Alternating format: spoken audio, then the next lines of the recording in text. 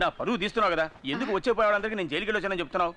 నేనేం చెప్పలేదురా. మరి నా గురించి అంతా తెలుసని చెప్పేసి వెళ్తున్నాడు ఆయన. నన్ను అడిగితే సరేలే, ఇదిగో ఈ షర్ట్ మీద మరకలు పడ్డాయి, వెళ్ళి ఉతికి పెట్టు. ఆకాశం నీ హద్దురా. ఏరా ఏంటిది, డబ్బులు అడిగితే లేవని చెప్పావు? ఇటువో. అదే చెప్పానుగా, ఆ కారువాడి పిల్లని గుద్దేసి వెళ్ళిపోయాడని, వాడి దగ్గర కొట్టేశాను. అంటే దెబ్బతిన్న పిల్లాడికి నువ్వు డబ్బులు ఇవ్వలేదా? ఎందుకు ఇవ్వాలి? ఇది నా బుర్ర ఉపయోగించి సంపాదించిందని తెలుసుకో. దీంతో 4-5 రోజులు గడిపేయచ్చు, తర్వాత ఏం చేయాలని ఆలోచనలో పడ్డాను. ఇప్పుడు ఆ దిగులు లేదు, ఎందుకంటే వచ్చి వెళ్ళిన వెదర్లంక జమీందార్ చాలా సౌండ్ పార్టీ, డబ్బులు బాగా దండుకోవచ్చు. నా తమ్ముడు వాళ్ళ ఇంటికి అల్లుడు కాబోతున్నాడు, ఎంత కావాలని అడిగినా ఇస్తారు. నీకు సిగ్గు శరం రోషం ఏమీ లేవా? బెచ్చగారి దగ్గర దోచుకొని తింటేనే ఆకలి తీరుతుంది అంటే నేను దానికి కూడా.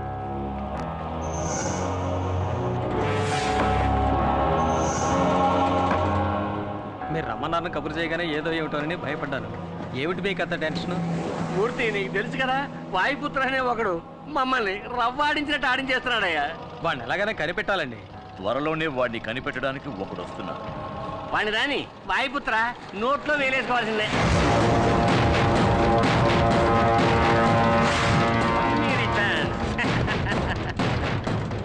ఏంటి నీకు గుర్తున్నానా? నిన్నెలా మర్చిపోతాను? ఆ చూపేంట్రా, అనుకోలేదు కదూ. ట్విస్ట్ నాన్న, ట్విస్ట్. డబ్బులకే మాట్లాడతావరా? వైకుంఠపాళిలో ఇంతవరకు నువ్వు నిత్యంలే చూసావు, ఇక మీద పాముల్నే చూస్తావు. ఏమి యాక్టింగ్ రానిది, మంచి వాళ్ళగా నటిస్తున్నావు. డిఫరెంట్ గెటప్స్ లో మమ్మల్ని ఉతికేస్తున్నావు. Acting and action, action king కూడా నువ్వు. ఇప్పుడు కూడా చూడండి అమాయకుడు ఎలా నటిస్తున్నాడు. వాయుపుత్ర, మాకే చూపించావు కదరా మిమిక్రీ షో, ఇప్పుడు నీకు చూపిస్తావురా మ్యాట్నీ షో.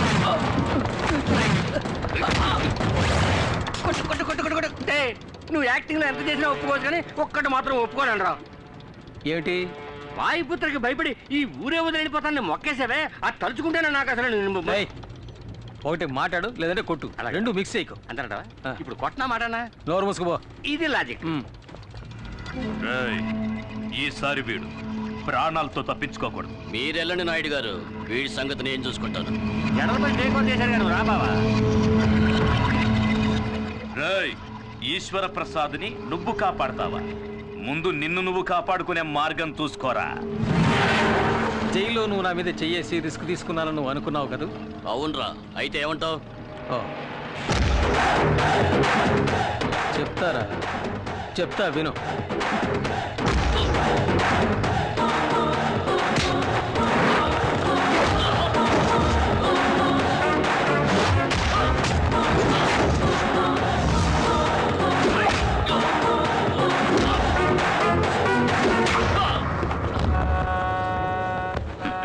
వాళ్ళు ఉండగానే నేను ఎందుకు ఇలా కొట్టలేదని ఓసారి అడుగు.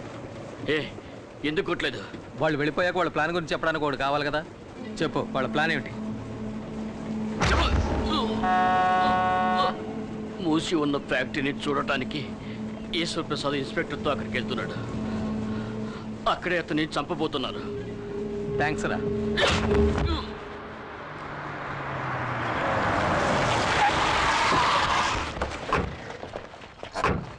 ఎవరు రాలేదేంటి?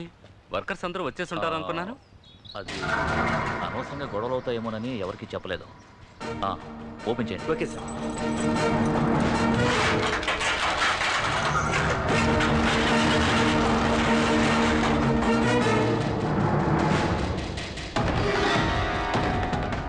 సార్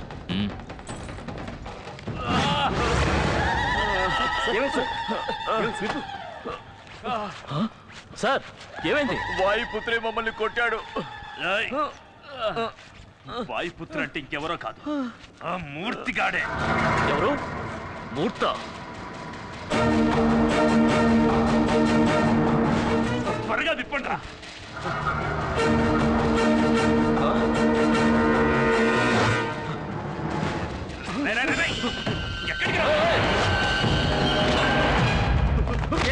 ఎక్కడికి పారిపోతున్నారా?